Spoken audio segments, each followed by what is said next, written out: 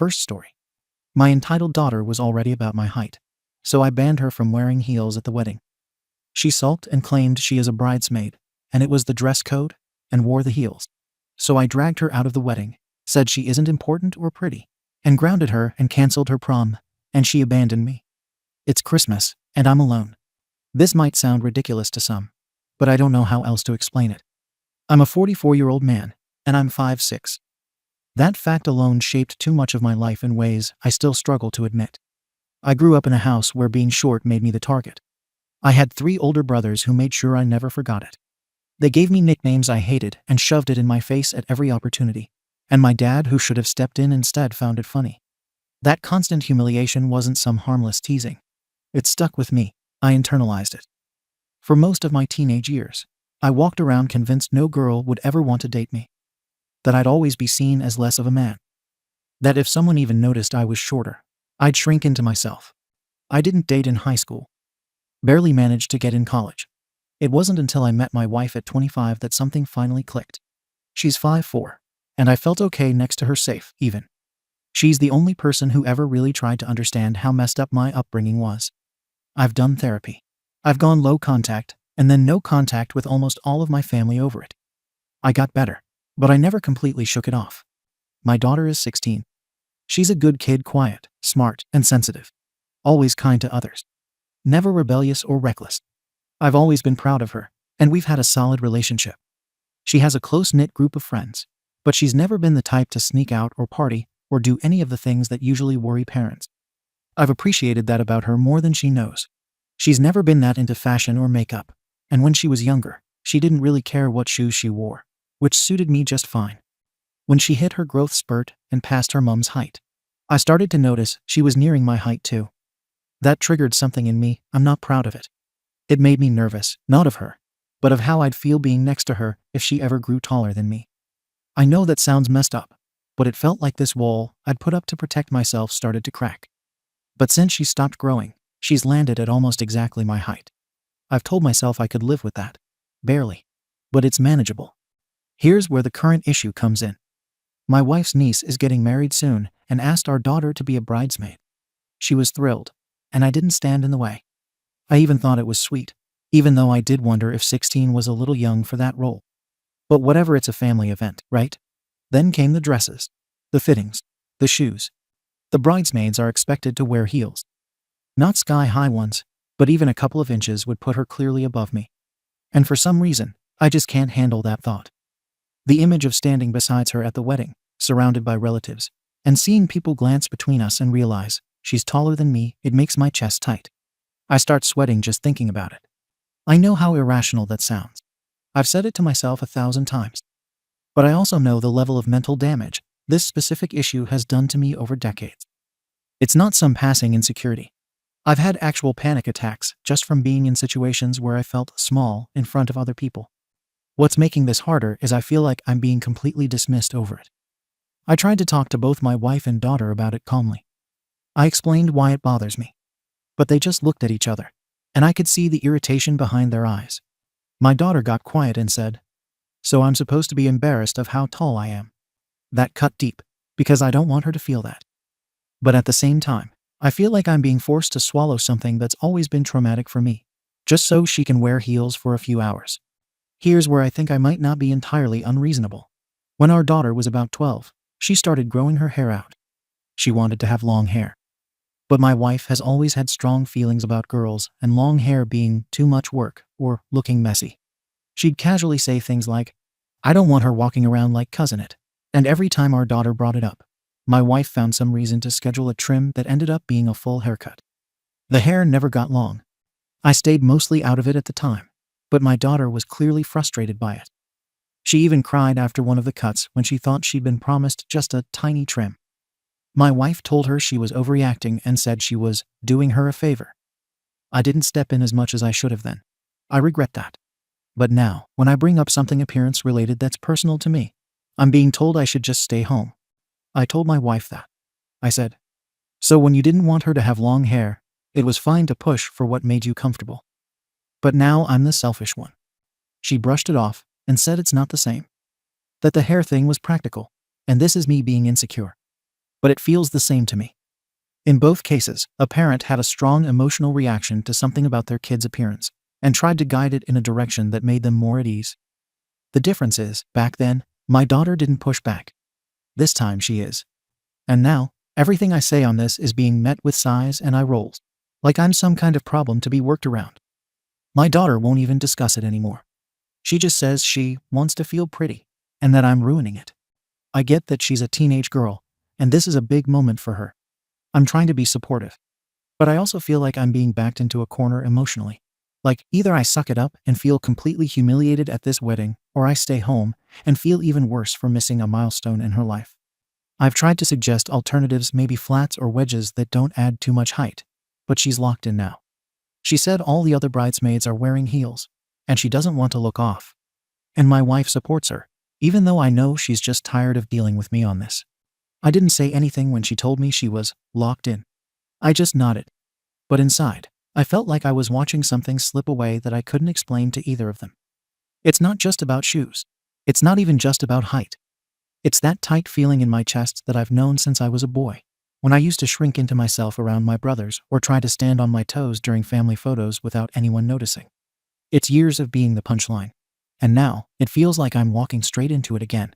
Except it's my own daughter, who will be the unintentional trigger. A few days ago, I brought it up one more time. Calm voice. Just asked her if she'd consider a slightly lower heel. I told her I wasn't trying to ruin anything for her, but I just needed a little compromise. She looked at me and said, "I don't want to feel bad for being taller than you." I didn't even know what to say. I hadn't used those words. But I guess that's how it's been coming across. And that's probably my fault. She left the room. My wife waited a few minutes, then came in and said, "You need to stop." I told her again what this does to me. That I'm not trying to control anything. I'm trying to avoid falling apart in the middle of a wedding reception. She said, "Then don't come." I just stared at her. And she said, "If you can't handle it, stay home. You'll make everything about you." I know this sounds dramatic, but it felt like being cut out. I told her that if I skipped this wedding, it would be something I'd remember for the rest of my life. That it would feel like I was being benched because of something I can't help. That I was being punished for being short again, just like always. She said that wasn't the case. That I was punishing myself by refusing to let go of something no one else cared about. But I care. I can't flip a switch and make the anxiety disappear. I can't magically rewire a lifetime of internalized shame and panic. And I'm tired of pretending I can. We haven't talked about it since. She's moved on. My daughter is still going to the fittings and talking to her cousins. I'm just in limbo. I'm going to this wedding. I've already decided that. I won't skip it. But I've stopped trying to say anything else about the shoes, even though the thought of standing next to her in pictures makes my stomach turn. What's been eating at me is the double standard. When my wife didn't want our daughter to have long hair, she got her way for years. It wasn't treated like vanity. It was treated like a parenting decision. But when I have an issue one tied directly to a long, painful history, it gets chalked up as insecurity. I get told to sit it out. And I know there will be comments here saying, "Just deal with it," or "She should wear what she wants," and maybe that's true. But I wonder how many of those same people would say the same thing if a mother was crying over a daughter chopping off her hair after years of wanting it to stay long. Would people still say, "Get over it"? Or would they recognize that some emotional ties to our kids' appearances are more layered? Maybe I'm overthinking. Maybe I'm not. All I know is that, for the first time in years, my relationship with my daughter feels shaky. Not because we fought, there was no screaming or door slamming, but because there's distance. She's avoiding me. She walks around the house carefully, like she doesn't want to trigger another talk. And I hate that. I don't want her to feel like she has to tiptoe around me. But I also hate that I've been left alone to wrestle with this. No one in this house is even trying to meet me halfway. No one's asking how I'm doing with it. They just want me to go quiet. So here I am, posting online, because I can't talk to anyone else about it without sounding like I've lost it. Ada for not wanting my daughter to wear heels at a wedding because it makes her taller than me and triggers deep trauma I've tried to move past for years. Comments. Comment 1. YTA. I'm taller than my dad by a few inches, and yeah, it looks a little odd sometimes in photos. But you know what? He never once made me feel weird about it. I wore 4-inch heels to my prom, and he was the one taking pictures and hyping me up. On my wedding day, I wore 5-inch stilettos, And he still spun me around during the father-daughter dance like we were in a Disney movie. He never treated my height as something I should shrink for or something that said anything bad about him. That's what being a supportive parent looks like. I get that you have trauma. But trauma doesn't give you a free pass to make your daughter smaller literally or emotionally so you can feel okay. She's not your therapist. She's not a stand-in for your bullies. She's a teenager trying to enjoy being part of a big family event. Don't make her carry your baggage. Get help, for real. And maybe go watch some short dads with tall daughters on YouTube or something. It might open your eyes. Comment 2. I grew up in a house where everything revolved around my dad's moods. Not saying you're the same, but there's a shadow of that here. You're not demanding, you're not screaming, but there's a pattern. The shoes. The not taller than me rule. The quiet pressure. It builds, even when it's not loud. And your daughter picked up on it. Her comment about feeling bad for being taller than you says a lot. That line didn't come out of nowhere. She's been carrying that discomfort for a while, and probably hasn't known how to say it until now. You sound self-aware. I'll give you that.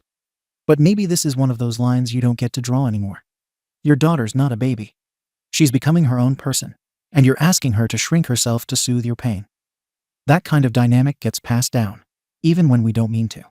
You've got a real shot here to break the cycle, even if it sucks in the moment. Sit through the wedding. Let her be tall. Let her be proud. Go home and cry in the bathroom if you have to. Just don't turn this into another story she tells a therapist in 20 years. Comment 3. YTA. And I'm saying this as someone your height. 5'6" inches here. Been this way since sophomore year. And yeah, I used to carry the same SHT around. Then I grew the hell up and stopped putting my weird shame on other people.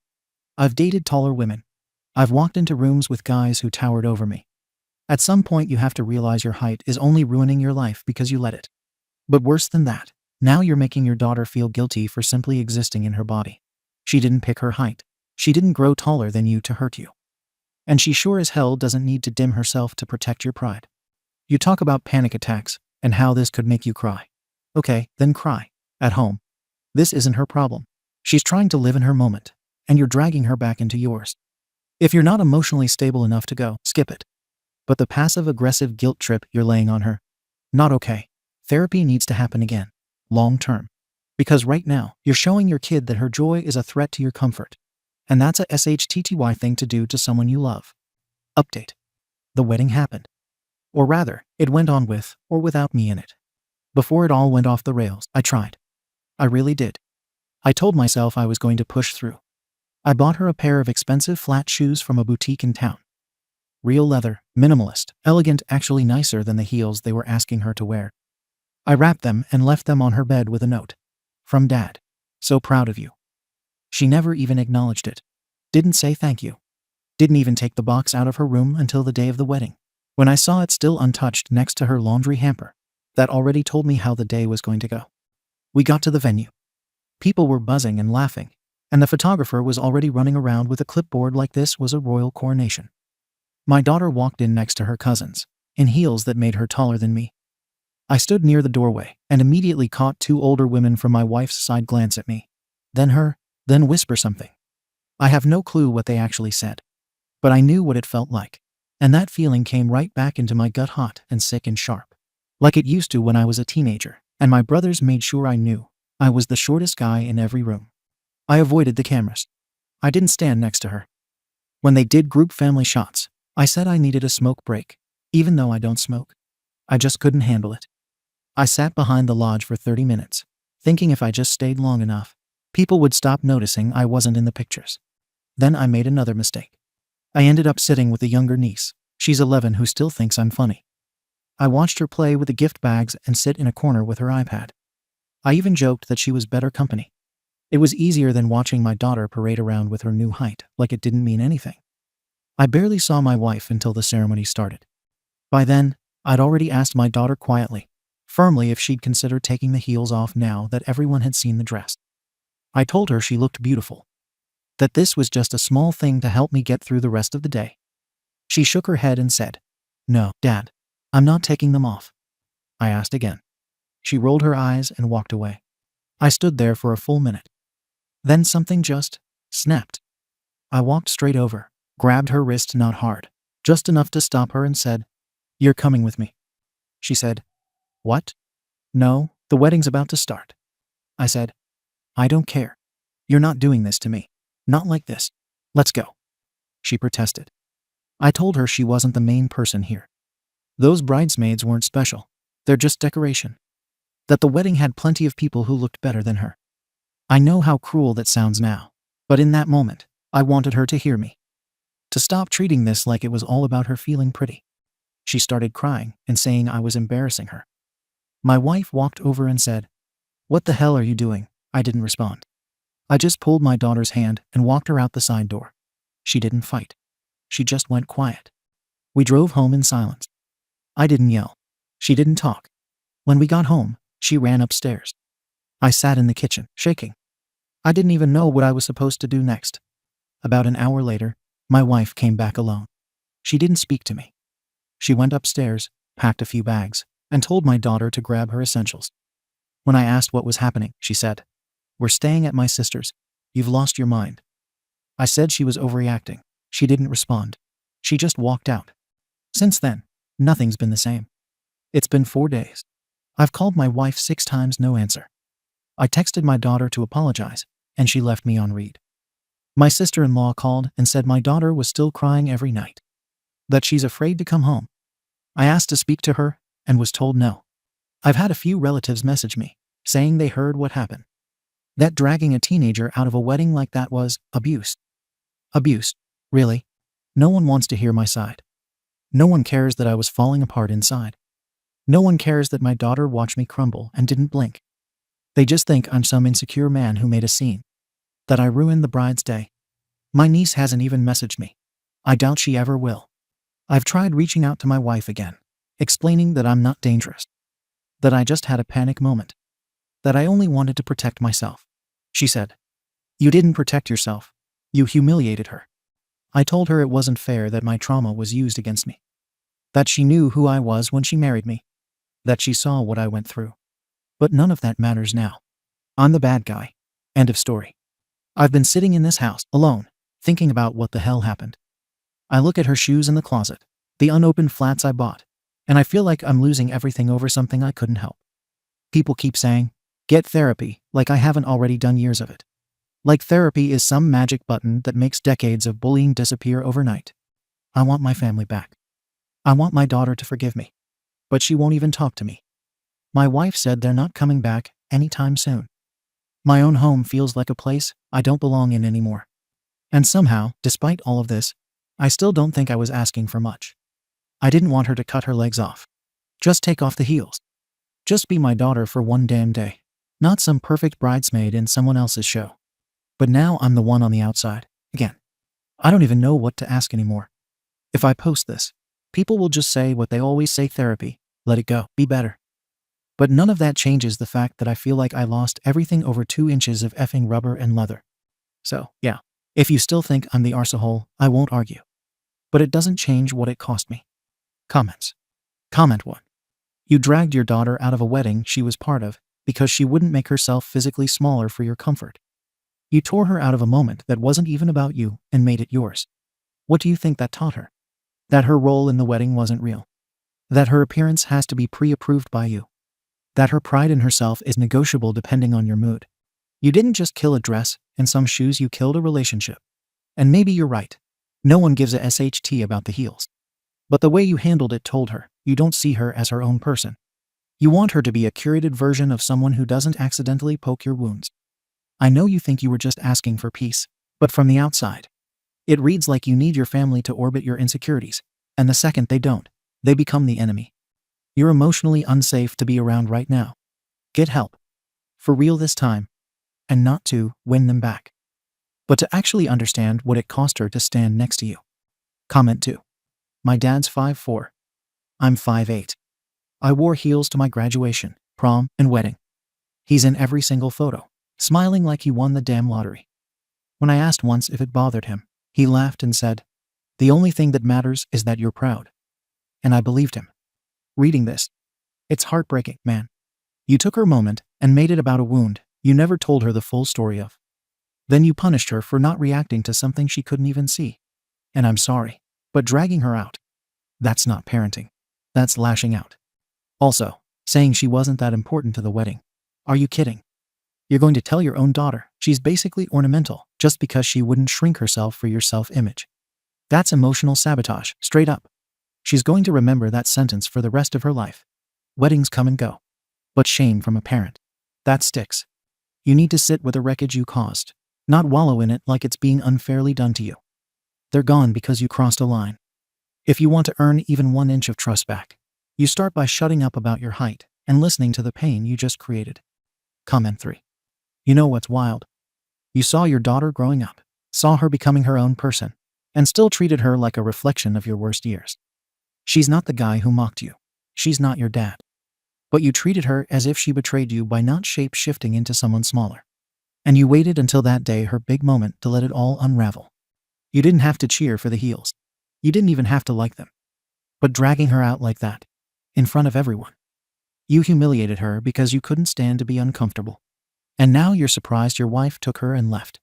Honestly, this isn't about height anymore. It's about your inability to make space for anyone's feelings but your own. You want your family back? Then stop talking and start listening. Because the longer you sit in this, "I was just trying to protect myself" loop, the more permanent this damage becomes. Update. I got called out. Not just by Reddit, but by my family, my wife, and people I thought would at least hear me out. After the wedding incident, when I took my daughter out of the venue because she refused to remove her heels, it became news. Everyone in my wife's family talked about it. My daughter's friends found out. She cried for days. My wife stopped speaking to me. I thought maybe with time they'd calm down. They didn't. I tried apologizing. I wasn't fake about it. I really said sorry. Not just for what I did that day, but for the build-up, the way I handled it, and the pressure I put on both of them. I told them how hard it was to be in that space, how those moments triggered something I'd worked hard to bury. They came home after 2 weeks. We had a long conversation. I thought it was fixed. But it wasn't. They came back, yes, but they didn't come back to me. They lived around me. Interactions were short. Smiles were strained. My daughter avoided me unless necessary. My wife wouldn't talk about anything personal unless it was related to the house or logistics. And whenever I brought up my trauma or how I felt like I was still being punished, she'd go quiet or say, "We can't keep living in your memories." I tried to make things normal. I printed out wedding photos to hang around the living room. Picked the ones where I was seated or shot from slightly above. I cropped myself a bit taller in a few of them, nothing extreme. Just enough to not have that feeling of being looked down on in my own house. My wife noticed. She said, "Why do you look taller than everyone in these?" I acted confused and played dumb. She didn't buy it. My daughter caught on too. That started another fight. I told them I just wanted to feel okay in my home. I wasn't trying to deceive anyone. My wife told me flat out, "Therapy or this wasn't going to work." I agreed. Again. We tried family therapy. It lasted 2 sessions. The therapist asked questions that made everything worse. My daughter cried when talking about how she feels constantly watched, like she can't even wear boots without worrying about what I'll say. My wife said she's tired of parenting me. I sat there and kept thinking, no one actually hears me. That's how it always feels.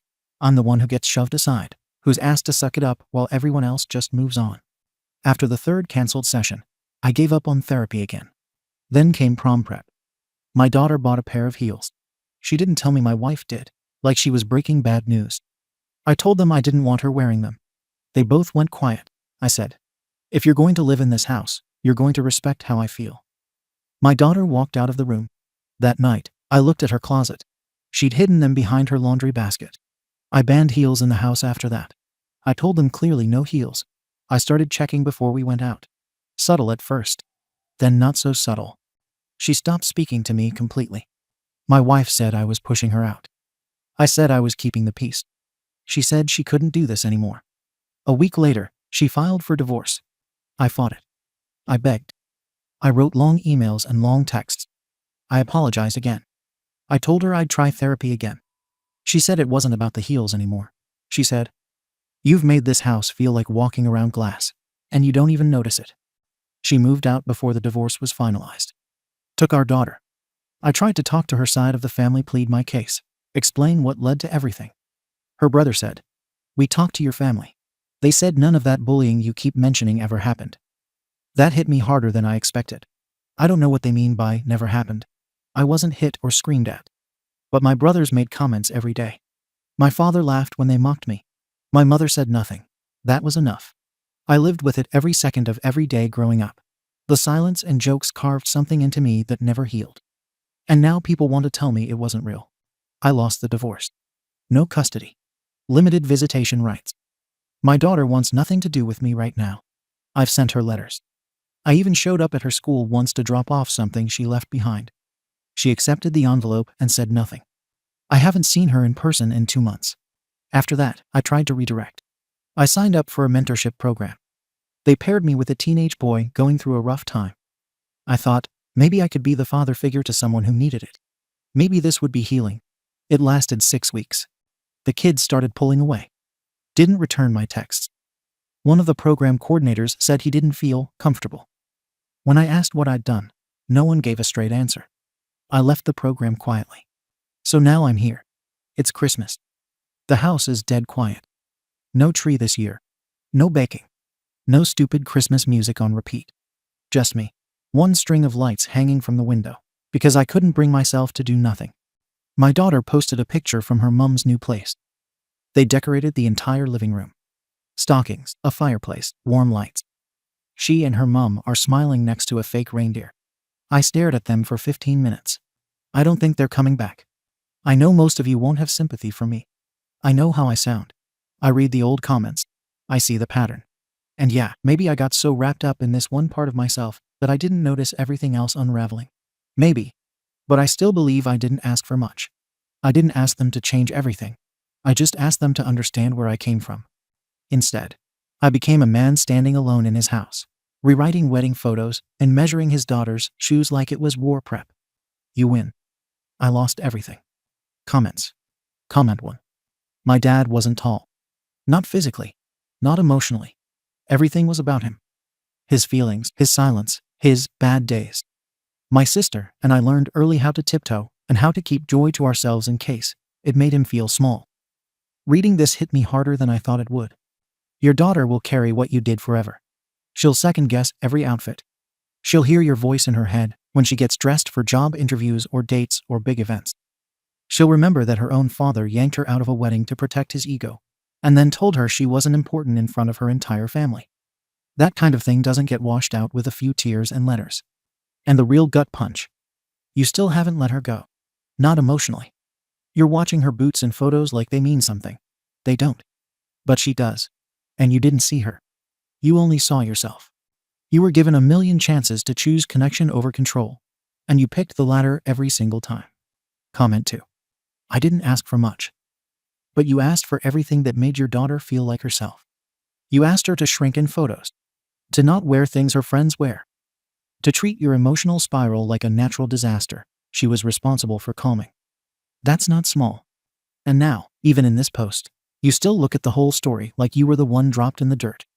You keep saying you lost everything, but from where I'm sitting, they escaped.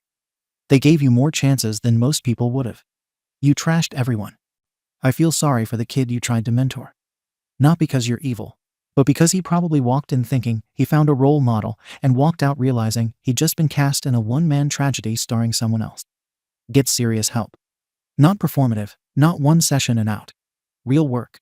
Or sit with what you've built: an empty house, a broken family, and a story no one wants to hear anymore. Comment 3.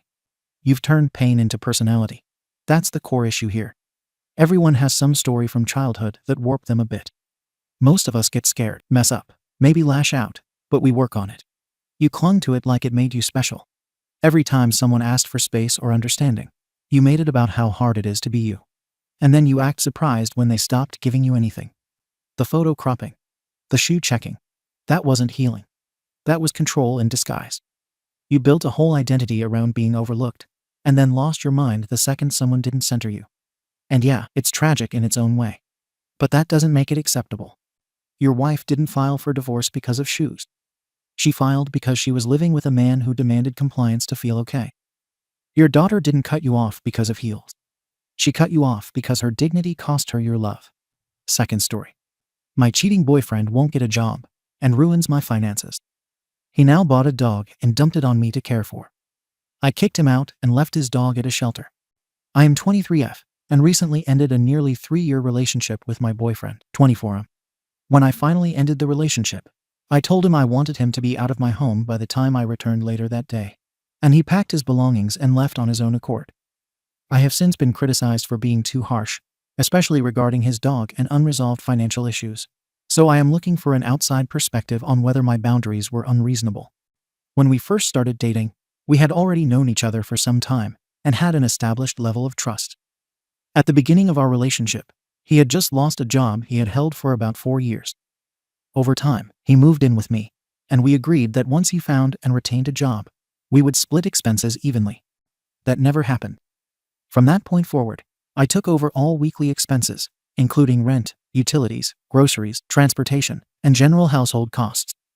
I continued covering everything partly because I needed to keep my household stable, and partly because I wanted to make it as easy as possible for him to focus on finding work. Over the entire relationship, he held 3 jobs in total, lasting a combined 6 or 7 months. The rest of the time, I was the sole provider. Over the course of nearly 3 years, I feel I consistently went well beyond my fair share to maintain stability in the relationship. Despite repeated efforts to be patient and supportive and reduce pressure so he could contribute, the responsibility never became balanced. About a year ago, I ended the relationship after discovering he had been messaging other women online trying to meet up. We were broken up from November 2024 to February 2025. During that time, I felt more independent and less stressed. We eventually reconciled after he promised to apply for jobs consistently and contribute financially. As we approached nearly a year since reconciling, none of those promises had been kept. Over the past month, as it became clear that nearly a year had passed without follow-through, I clearly communicated that I needed to see effort, even something as basic as applying for jobs online, because I was struggling financially and emotionally. Nothing changed, and I became burnt out.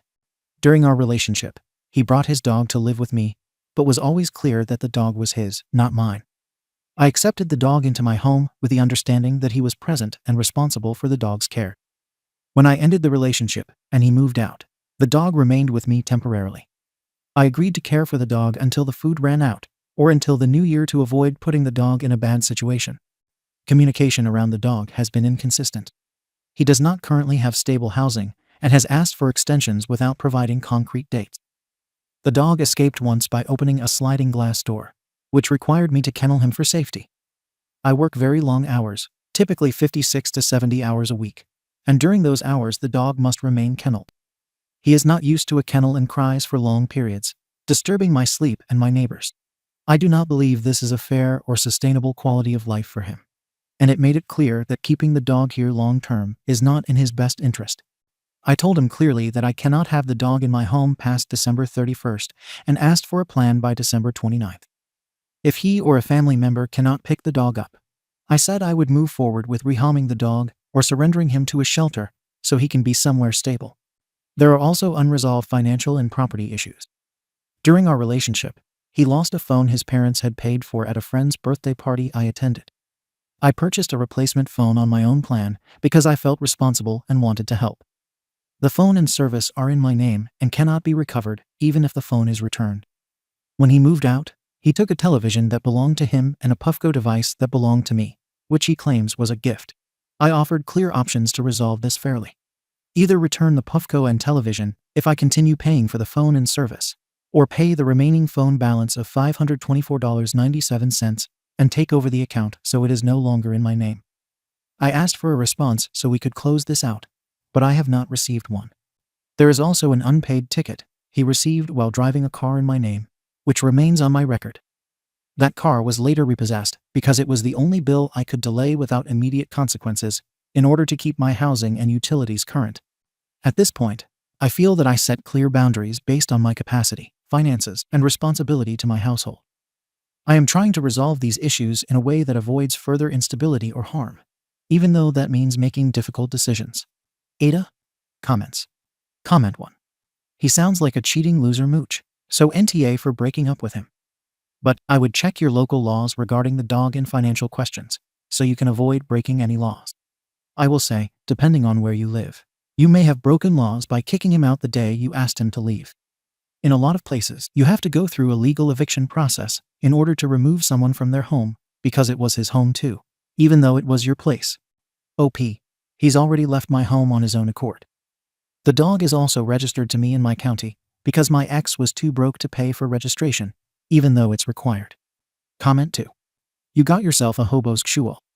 Go to small claims court for any property or money of yours he is holding. If December 29th comes without him picking up the dog on January 1st, proceed with rehoming or surrendering the dog. Cut the leech out of your life completely. You will realize so much peace by doing that. NTA. Update. I am posting this as an update because I followed through on what I said I would do, and I am still being told I was wrong for not continuing to extend myself. Zeus is my ex-boyfriend's dog. When we separated, he left Zeus at my home, and communication became limited almost immediately. I work long hours, already have my own dog, and was clear from the start that I could not care for Zeus indefinitely. I gave my ex multiple verbal and written notices that I needed a concrete plan and a firm pickup date. I clearly told him I could not keep Zeus past December 31st. This was communicated more than once and in advance. I did not move the deadline or surprise him. Instead of a plan, I received repeated requests for more time with no timeline. He told me he was saving for a kennel and supplies, but also told me that if he picked Zeus up, the dog would have to live outdoors in a makeshift setup, because he is not allowed to have dogs indoors where he is staying. Zeus has been an indoor dog his entire life.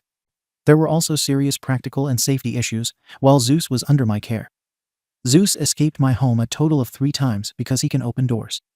Each time, I had to stop everything, search for him, and wait for him to be found and returned by good Samaritans. In total, I missed over 16 hours of work dealing with these incidents. On one occasion, I chose not to kennel him because I felt bad, and he had explosive diarrhea throughout my home. I had to deep clean my carpets myself and ultimately dispose of my $200 carpet cleaner because it was contaminated with feces. This was not a minor inconvenience.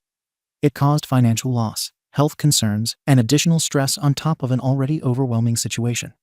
Zeus also has an untreated yeast infection in his ears that was identified months ago, while my ex was still living with me. Initial drops were tried and did not resolve the issue.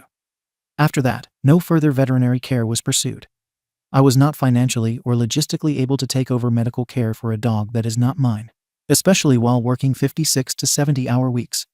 I gave my ex a final deadline and told him clearly that if I did not receive a concrete plan by that date, I would move forward with surrendering Zeus so he could receive proper care and be placed somewhere stable. He did not respond by the deadline. I followed through and surrendered Zeus to the Humane Society, which is a no-kill facility, so he could receive medical care, supervision, and a stable path forward. I informed my ex afterwards. I did not abandon the dog or leave him unsafe. I took him somewhere equipped to handle his needs. Only after this did my ex respond angrily, saying he just needed more time and accusing me of being unreasonable. At that point, the decision had already been made after weeks of warnings, deadline, and escalating issues. This was not done out of spite. It was done because continuing to wait with no plan, repeated escapes, property damage, untreated medical issues, and an unsafe proposed living situation was not fair to the dog or to me. So, Ada for following through on a boundary, I clearly communicated and enforcing it when nothing changed. TLDR. My ex left his dog with me after we broke up, ignored multiple deadlines to pick him up, and the dog escaped 3 times, causing me to miss work, causing property damage, and having untreated medical issues, and he would have been forced to live outdoors if picked up. After weeks of notice and no plan, I surrendered the dog to the Humane Society for care and placement. Ada for following through. Comments. Comment 1. NTA. And anyone telling you that you are is an idiot.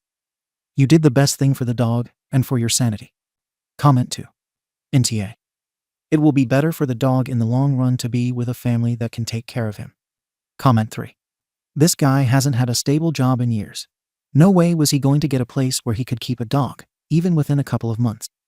His plan right now is probably to find a new girl to mooch off of, and that's going to take him a few months at least before she'll let him move in. Even if he took the dog now, he probably wouldn't get it medical treatment. Comment 4. NTA. Your ex abandoned his dog. You gave him enough time to figure something out. Thank you for watching the video. If you are interested in listening to these kinds of stories, we've got more in store for you. Simply subscribe to our channel, hit the like button, and share it with your friends.